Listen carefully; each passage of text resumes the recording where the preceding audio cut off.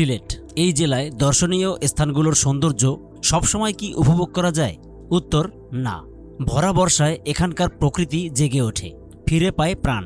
তখন চারদিকে সবুজে মোড়ানো প্রাকৃতিক দৃশ্য যে কাউকে মুগ্ধ করে। সিলেটের প্রকৃতির সৌন্দর্যের বর্ণনা এর আগের ভিডিওগুলোতে বহুবার করেছি, কিন্তু আজ এই প্রকৃতি দুচোখ দিয়ে মন ভরে উপভোগ করব। বর্ষায় স্থানগুলো কেমন ভয়ঙ্কর সুন্দর রূপে ধরা দেয় তা দেখানোর চেষ্টা করব। আজকে হাজির হয়েছি 3 দিন 2 রাতের সম্পূর্ণ ভ্রমণ প্ল্যান নিয়ে। মোট 11টি দর্শনীয় স্থান ঘুরে দেখব 3 দিনে। ভিডিওটি না টেনে পুরোপুরি দেখলে 3 দিনের সিলেট ভ্রমণের পরিষ্কার একটা ধারণা পাবেন। আসসালামু আলাইকুম। সিলেটে 3 দিন 2 রাতের জন্য যারা ঘুরতে আসবেন তাদের জন্য এই ভিডিও। ভরা বর্ষায় সিলেটে ঘুরতে আসলে কোন কোন স্পটে সবচেয়ে সুন্দর ভিউ পাবেন তা তুলে ধরার চেষ্টা করব এই ভিডিওতে। যারা সিলেটে ঘুরতে এসে বাজেট ফ্রেন্ডলি হোটেল খোঁজেন, চেষ্টা করব এমন একটি হোটেল আপনাদের সামনে তুলে ধরতে। চলুন সবাই মিলে এই ভিডিওটি উপভোগ করি। দেশের যে কোনো প্রান্ত থেকে রওনা দিয়ে সিলেট পৌঁছে হুমায়ুন রশিদ চত্বর অথবা কদমতলী বাস টার্মিনাল থেকে প্রথমে যে কাজটি করবেন তা হলো স্পটগুলো ঘুরে দেখার জন্য গ্রুপে লোকের সংখ্যা অনুযায়ী সিএনজি অথবা লেগুনা রিজার্ভ করে চলে যাবেন উপশহর। উপশহরে রয়েছে হোটেল নীলাদ্রি, যেখানে মাত্র 500 টাকায় রাত্রিযাপনের সুযোগ রয়েছে।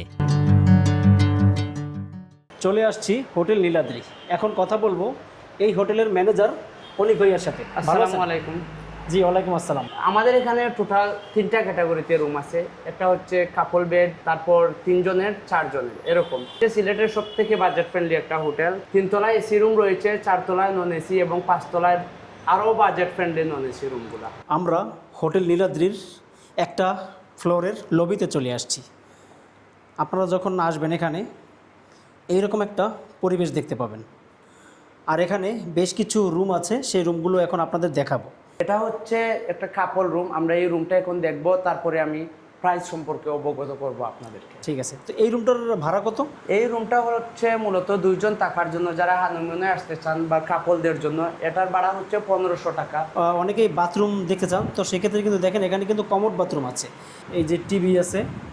তো মোট কথা রুমটা কিন্তু আপনারা যদি এখানে রাত্রি যাপন করেন আশা করি বেশ ভালো লাগবে। 4 জনের এসি রুম। এটার ভাড়া হচ্ছে মূলত 3000 টাকা। 4 জন থাকতে পারবেন, যদি একটু বেশিও হয় প্রবলেম নাই। 4 জন এবং এর বেশি যদি হয় 5 জনও থাকতে পারবে, থাকা যায়। আর এর বাথরুমটাও আপনাদের দেখাই। এই হলো বাথরুম।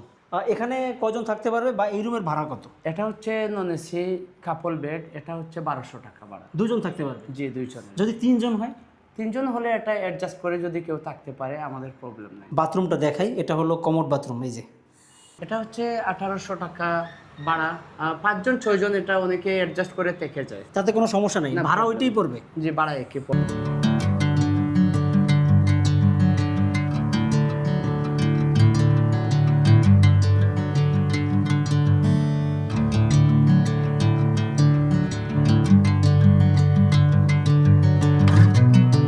হোটেল ঠিক করে ফ্রেশ হয়ে চলে যাবেন সিলেটের বিখ্যাত রেস্টুরেন্ট 5 ভাইতে নাস্তা করতে। 5 ভাইতে অবশ্যই গরুর গোস্তের আঁকনি, স্পেশাল চা, তাওয়া ছাড়া পরাটা দিয়ে অবশ্যই নাস্তা করবেন। নাস্তা পর্ব শেষ করে রওনা হবেন ভ্রমণের উদ্দেশ্যে। সকাল 8টার মধ্যে রওনা দেওয়ার চেষ্টা করবেন। প্রথম দিনের প্রথম স্পট হযরত শাহজালালের মাজার শরীফ ঘুরে অন্য স্পট ঘুরে দেখার জন্য। হযরত শাহজালাল রহমতুল্লাহ আলাইহি ছিলেন ভারতীয় উপমহাদেশের ইতিহাসের অন্যতম বিখ্যাত সুফি দরবেশ। 1303 খ্রিস্টাব্দে তিনি 360 জন আউলিয়াকে সঙ্গে নিয়ে ইসলাম প্রচারের উদ্দেশ্যে সিলেট অঞ্চলে আগমন করেন। তার মাধ্যমেই সিলেটে ইসলামের ব্যাপক প্রচার ও প্রসার ঘটে। হযরত শাহজালাল ও তার সফরসঙ্গী পীর দরবেশদের আগমনের ফলেই সিলেট অঞ্চলকে 360 আউলিয়ার দেশ বলা হয়। প্রতিদিন দেশের বিভিন্ন প্রান্ত থেকে হাজার হাজার ধর্মপ্রাণ মুসলমান, পর্যটক ও দর্শনার্থী এই পবিত্র মাজার জিয়ারত করতে আসেন। দূর দূরান্ত থেকে আগত পর্যটকরা এই কবুতরকে খাবার খাওয়ায়, সেই দৃশ্যটা ভালোভাবে উপভোগ করতে পারবেন। জালালি কবুতর, এই যে এর ওরাউরির দৃশ্যটাও ভালোভাবে আপনারা উপভোগ করতে পারবেন। মাজার ঘুরে আমরা রওনা দিয়েছি জাফলংয়ের উদ্দেশ্যে। জাফলং যেতে পথে এই ভ্রমণের দ্বিতীয় স্পটের তালিকায় থাকছে শ্রীপুর চা বাগান। বর্ষায় এই স্থানটির সৌন্দর্য এক কথায় মনোমুগ্ধকর। চলুন এই শ্রীপুর চা বাগান উপভোগ করি।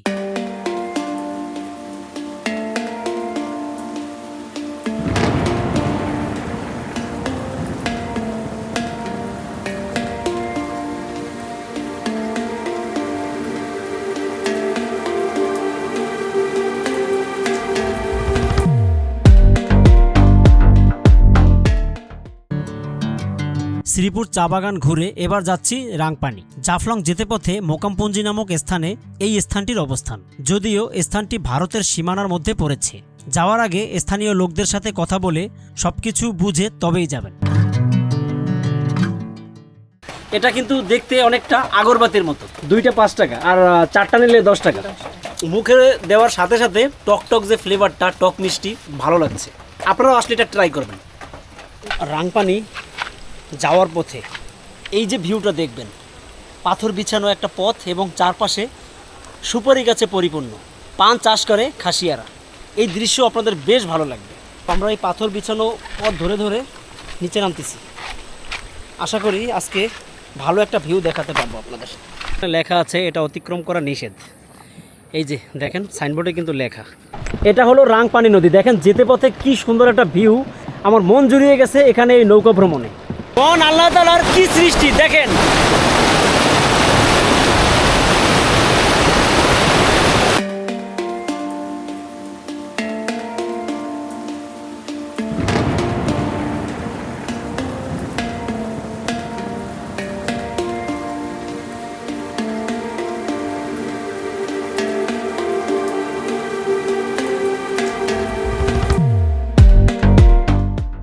বর্ষার সিজনে যারা ঘুরতে আসবে, যদি তোমার নাম্বার এই ভিডিওতে দিয়ে দেই, তো সেক্ষেত্রে ফোন দিলে তুমি তাদের নিয়ে যেতে পারবে না?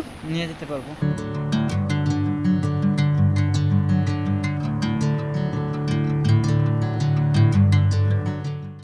জাফলং চলে আসছি। এখন ঘড়িতে বাজে 2টা বেজে 40 মিনিট। এখানে এসে পৌঁছানোর পর এখানে বেশ কিছু হোটেল আছে, সেগুলোতে খাবার খেয়ে তারপর 0 পয়েন্টের দিকে চলে আসবেন।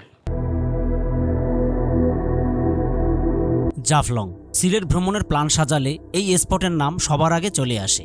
পিয়াইন নদী, বিভিন্ন রঙের ছোট বড় পাথর, মেঘালয় পাহাড় আর ভারতের ডাউকি ব্রিজ জাফলংকে করেছে অতুলনীয় এক ভ্রমণ গন্তব্য। এখানে স্বচ্ছ জলে গোসল করতে চাইবে ছোট বড় সকলেই। এর জন্য টিউব ভাড়া, লকারে গুরুত্বপূর্ণ মালামাল রাখা, গোসলের পর পোশাক পরিবর্তন করার সুবিধা পাবেন।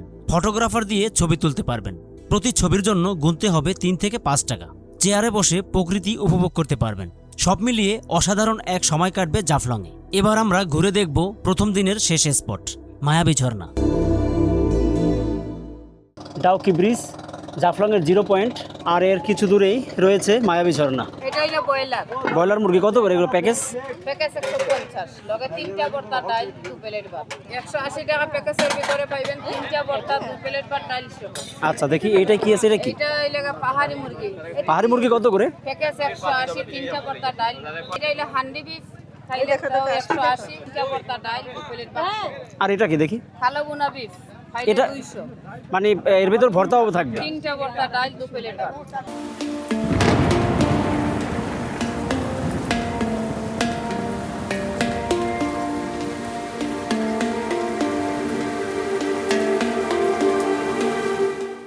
আসসালামু আলাইকুম, আমার নাম মোহাম্মদ সাইফুর রহমান। মূলত জাফলং মায়াবী ঝর্ণায় আমার দোকান। এখানে কিছু ভারতের পণ্য ভালো ভালো মাল পাওয়া যায়। এটা হচ্ছে কিটক্যাট, স্ন্যাকার্স।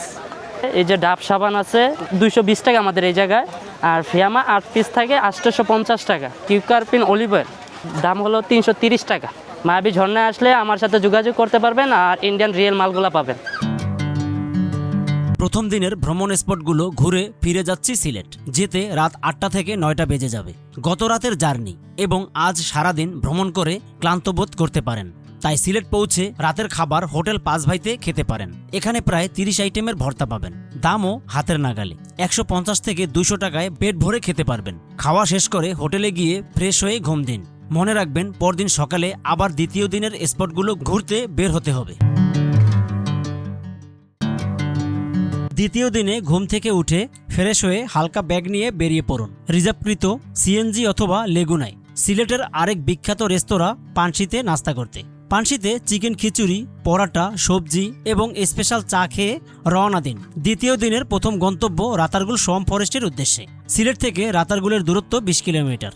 বর্ষায় এই স্থানটি অবশ্যই আপনার ভ্রমণ লিস্টে রাখার চেষ্টা করবেন। আমরা চলে আসছি রাতারগুল মোটরঘাট।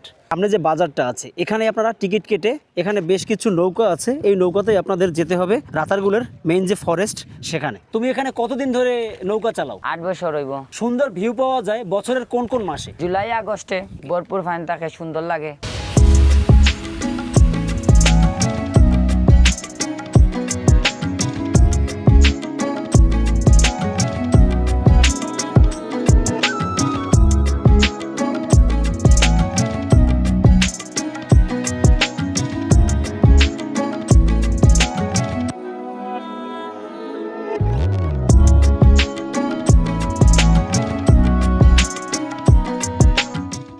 আন্দারপুরের মানুষ আমি, আন্দার গোরের বাসিন্দা।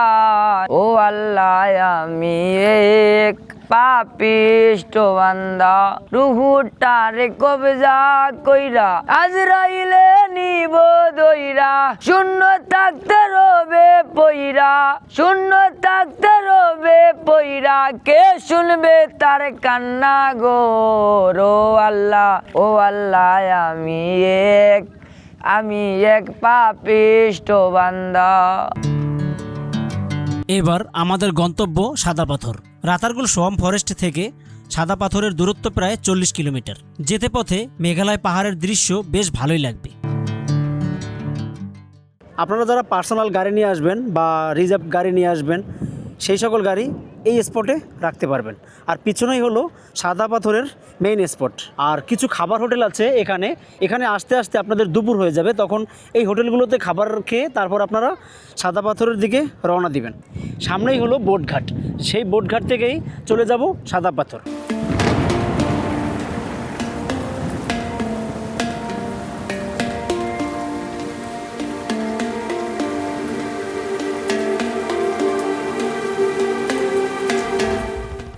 অনেকেই এখানে ঘুরতে এসে বলে থাকেন সাদা পাথরের সেই আসল সৌন্দর্য এখন আর গেলে দেখা যায় না।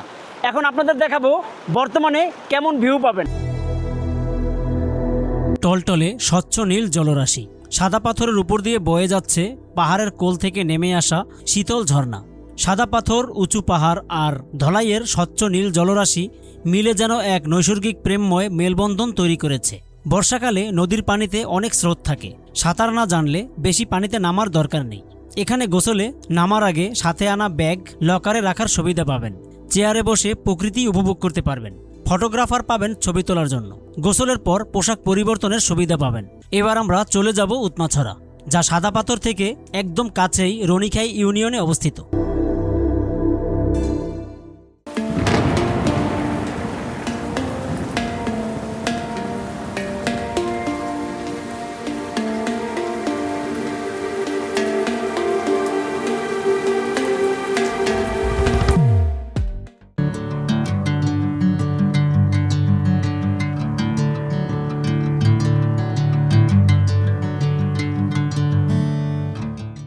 উৎমাছড়াতে যখন বেশি পানি থাকবে তখন এই পার থেকে ওই পারে পার হওয়ার জন্য এখানে টিউবের সিস্টেম চালু করছে।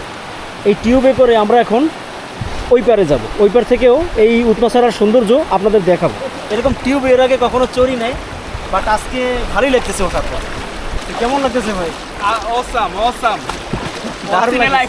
দেখেন কি রিস্ক নিয়ে ও এটা নিয়ে আসছে এতে ধীরে।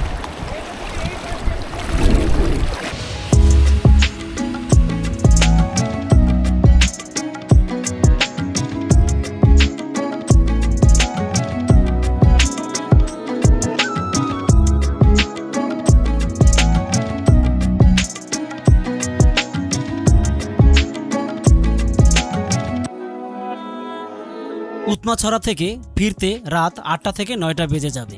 রাতের খাবার খেয়ে হোটেলে গিয়ে দ্রুত ঘুমিয়ে পড়ুন। পরদিন সকালে 6টার মধ্যে ঘুম থেকে ওঠার চেষ্টা করবেন।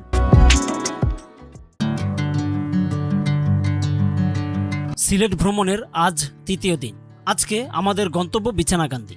চেক আউট করে হোটেল থেকে বের হওয়ার আগে সাথে আনা ব্যাগ রেখে যেতে পারেন হোটেল কর্তৃপক্ষের সাথে কথা বলে।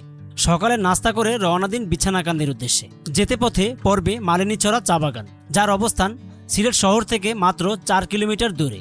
উপমহাদেশের সবচেয়ে বড় এবং সর্বপ্রথম প্রতিষ্ঠিত চা বাগান এই মালিনীছড়া। 1854 সালে লর্ড হাডসনের হাত ধরে 1500 একর জায়গার উপর এই বাগানটির যাত্রা শুরু হয়।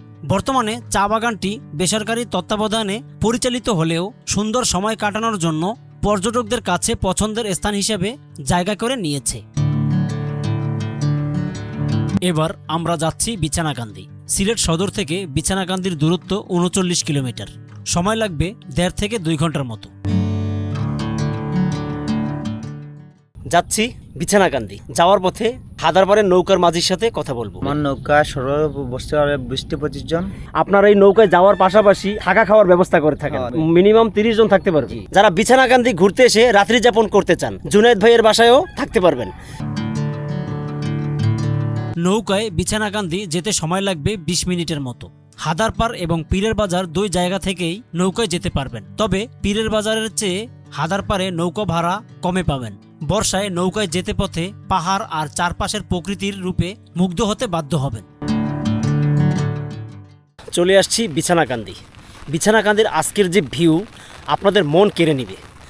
আমি এখানে এসে পাহাড়ের যে মেঘের ভিউ দেখেছি, সত্যি আমার মনটা একদম শীতল হয়ে গেছে। এখানে আপনারা গোসল করে যে শান্তি পাবেন সেটা এক কথায় অসাধারণ হবে। যে একটা ভালো লাগতেছে নীল পানিতে গোসল করিয়া, যত স্পট আমাকে আজকে ঘুরাইছো, আমার কোনো মনোমৃতে আর কোনো দুঃখ নাই।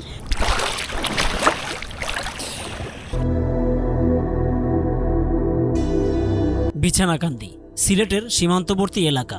গোয়াইনঘাট উপজেলার রুস্তমপুর ইউনিয়নে এই স্বর্গীয় স্থানের অবস্থান, যেখানে পরতে পরতে ছড়িয়ে ছিটিয়ে রয়েছে পাথর আর পাথর। নিজ চোখে দেখলে মনে হবে যেন একটি পাথরের বিছানা। ভরা বর্ষায় এই স্থানের সৌন্দর্য বহুগুণে বৃদ্ধি পায়। বিছানাকান্দির কাছেই রয়েছে নৈসর্গিক সৌন্দর্যে ঘেরা আরেক স্থান কুলুমছড়া। আমাদের 3 দিনের ভ্রমণের শেষ গন্তব্য এই স্থান। এটি হলো আপনার ব্রয়লার মুরগির প্যাকেজ হলো 150 টাকা, কক মুরগির প্যাকেজ 180 টাকা, রাধাহাঁস 220 টাকা প্যাকেজ। একটা আইটেম নেবেন, সাথে আলু ভর্তা, শুটকি ভর্তা, ডাল ভাত। আমাদের লোকাল মাছ, ডিমের প্যাকেজ এটা হলো আপনার লোকাল হাঁসের ডিম 100 টাকা প্যাকেজ। আলু ভর্তা থাকবে, শুটকি ভর্তা, ডাল ভাত আর নিমিট থাকবে। বিছানাকান্দি থেকে কুলুমছড়া যেতে অন্যরকম এক প্রকৃতি দেখবেন। পায়ে হেঁটে যেতে 20 মিনিটের পথ। যদিও কুলুমছড়া স্থানটি ভারত বাংলাদেশ সীমান্তে পড়েছে, তাই এখানে সাবধানে হইহুল্লোড় না করে চুপচাপ ঘুরে আবার চলে আসবেন। ভারতের বিএসএফের সাথে কয়েকবার পর্যটকদের সাথে খারাপ আচরণের কথা শোনা গেছে। ভরা বর্ষায় এই স্থান কী রূপে ধরা দেয় তা নিজ চোখে দেখলে শান্তির পরশ বুলিয়ে দিবে। কুলুমছড়া যখন ঘুরতে আসবেন, আমার পিছনে যে জায়গাটা দেখতে পাচ্ছেন, এখানে আপনারা চাইলে গোসল করতে পারবেন। প্রচুর পাথর, যে কোনো সময় বিপদ ঘটতে পারে, এই বিষয়টা অবশ্যই মাথায় রাখবেন। মন ছুঁয়ে যাবে এখানে এইরকম প্রকৃতি দেখলে।